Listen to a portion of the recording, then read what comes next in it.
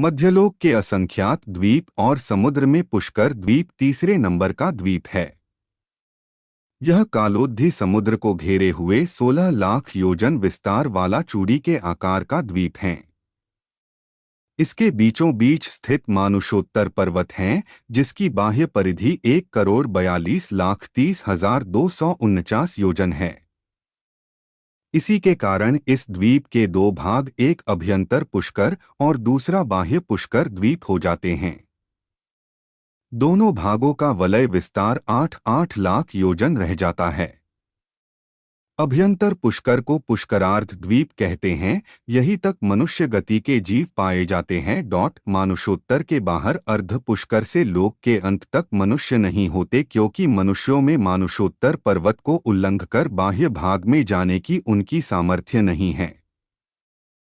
यहाँ तक के क्षेत्र को मनुष्य लोक या ढाई द्वीप भी कहते हैं। इस ढाई द्वीप में जम्बूद्वीप, लवण समुद्र, घातकी खंड, कालोद्धी समुद्र और अर्ध पुष्कर द्वीप तक के क्षेत्र आते हैं। ढाई द्वीप का विस्तार 45 लाख योजन है। इश्वाकार पर्वत अभ्यंतर पुष्करार्ध में घातकी खंडवत ही दक्षिण और उत्तर में एक एक इश्वाकार पर्वत हैं, जिनके कारण यह पूर्व व पश्चिम के दो भागों में विभक्त हो जाता है। दोनों भागों के इश्वाकार कालोद्धी और मानुषोत्तर पर्वत के मध्य 1000 योजन चौड़े, उत्तर दक्षिण 8 लाख योजन लंबे, 400 योजन ऊंचे सुवर्णमयी पर्वत है। दोनों इश्वाकार पर 4-4 कूट है। इश्वाकार पर कूट दक्षिणी दिशा वाले इश्वाकर पर सिद्धकूट, दक्षिणी पुष्करार्धकूट, इश्वाकार कूट, कालोद्धी कूट स्थित है। इसके दोनों तरफ दो भरत क्षेत्र है। उत्तरी दिशा वाले इश्वाकार पर सिद्धकूट, कालोद्धी कूट, इश्वाकार कूट, उत्तरी पुष्करार्ध कूट स्थित है। इसके दोनों तरफ दो ऐरावत क्षेत्र हैं, पूर्व व पश्चिम पुष्करार्ध के क्षेत्र पर्वत। दोनों भागों में भरत, हेमवत, हरि, विदेह, रमैक, हैरण्यवत और ऐरावत नाम के 6 क्षेत्र हैं। हिमवान, महाहिमवान, निषद, नील, रुक्मी और शिखरी नाम के 6 पर्वत हैं। यहाँ के भी भरत और ऐरावत क्षेत्र के आर्यखंड में षटकाल परिवर्तन होता रहता है।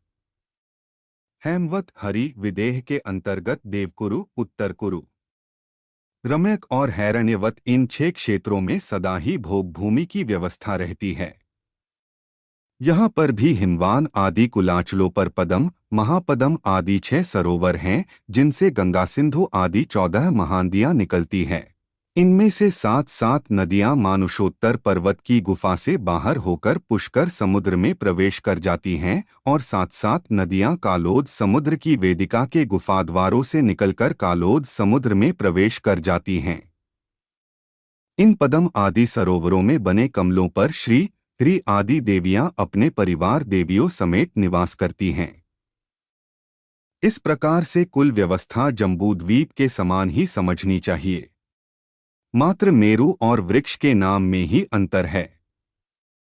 पुष्करार्ध पर्वत नदी की संख्या इस प्रकार पूरे पुष्करार्ध में कर्मभूमि 6, भोगभूमि 12, मेरु 2, इश्वाकार 2, कुलाचल 12, विजयार्ध 68, नाभिगिरी 8, गजदंत 8, यमक 8, कांचन शैल 400, दिग्गजेंद्र पर्वत 16, वक्षार पर्वत 32, वृषभगिरी 68, महानदियाँ 28, विदेह क्षेत्र की नदियाँ 128, विभंगा नदियाँ 24, सरोवर 12, महानदियों व क्षेत्र नदियों के कुंड 156, पुष्कर वृक्ष 4 हैं।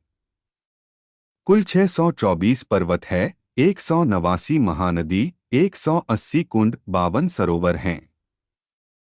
मंदर मेरु और विद्युन्माली मेरु पूर्वी पुष्करार्ध में चौथा मंदर मेरु और पश्चिमी पुष्करार्ध में 5वां मेरु विद्युन्माली मेरु है। इन मेरु की नींव 1000 योजन, धरातल पर ऊंचाई 84,000 योजन और 40 योजन की नींव है। दोनों मेरु में 16-16 जिन मंदिर हैं और पांडुक वन की विदिशाओं में पांडुक शिला आदि शिलाएं हैं, जिन पर वहां के तीर्थंकरों का जन्माभिषेक महोत्सव मनाया जाता है। पुष्करार्ध के 158 चैत्यालय, पूर्व पुष्करार्ध में एक मंदिर मेरु के 16 चैत्यालय, गजदंत के 4 चैत्यालय, 16 वक्षार के 16, 34 विजयार्थ के 34 और 6 कुलाचलों के 6 ऐसे 78 जिन मंदिर हैं। इसी तरह पश्चिम पुष्करार्ध में भी विद्युन्माली मेरु के 78 जिन मंदिर हैं तथा 2 इश्वाकार के 2 जिन मंदिर हैं। ऐसे 78 78 2 158 जिन मंदिर पुष्करार्ध द्वीप में हैं। पुष्कर वृक्ष पुष्करार्ध द्वीप के दोनों उत्तर कुरु और दोनों देवकुरु क्षेत्रों में 4 पुष्कर अर्थात कमल के वृक्ष है। इसी कारण इस द्वीप का पुष्कर यह नाम सार्थक है। प्रत्येक पुष्कर वृक्ष जम्बूद्वीपवत 1,40,120 परिवार वृक्ष सहित है। पुष्करार्ध द्वीप के चारों वृक्षों के परिवार 5,60,480 वृक्ष होते हैं। इन वृक्षों पर इस द्वीप के रक्षक देव पद्म और पुंडरीक निवास करते हैं। जिनवाणी माता की जय।